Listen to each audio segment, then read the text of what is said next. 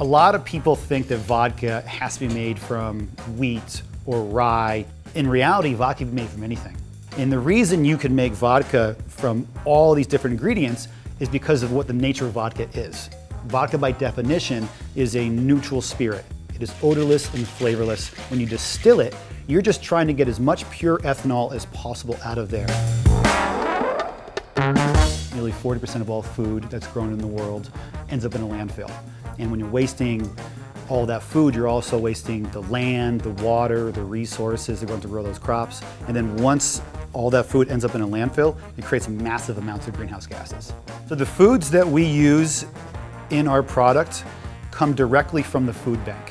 Grocery stores will donate all of their products to the food bank. They only focus on giving nutritious foods to the needy. Everything else, unfortunately, they end up having to pay waste dollars to throw it away.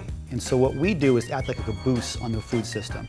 And we are taking these baked goods in particular because there's not a lot of nutritional value. They're filled with starches and sugars, which is not great for your stomach, but they're great for making alcohols. And so if you can imagine everything in your grocery store bakery aisle, French baguettes, bagels, blueberry muffins, cupcakes, all of that is what we use to make our vodka.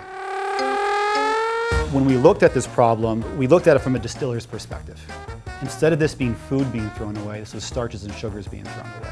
That kind of different way of looking at the problem allowed us to kind of ask the question like, well, can we do something about this? And could we help society's problem, and could society help our problem at the same time too? That led to about 2 years of R&D and the creation of Misadventure Vodka, which is the world's first vodka made from surplus baked goods we get from food banks. Growing up in this day and age, there really wasn't any consideration of not making an environmentally conscious company. It's something that we just have to do nowadays. We should all be thinking about where we get our resources, how we use those resources, and then how it's ultimately disposed of, and how all of that works in a symbiotic relationship with the natural world around us.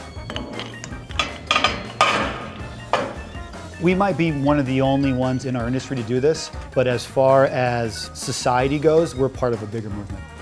If everyone in the US switched from drinking their other vodka to drinking Misadventure, we would sequester the same amount of CO2 from going to the atmosphere as Yosemite National Park. So that's the really cool thing about what we do is the more someone enjoys Misadventure, the more they sip, the more they help the environment out. So it's one less thing to regret in the morning.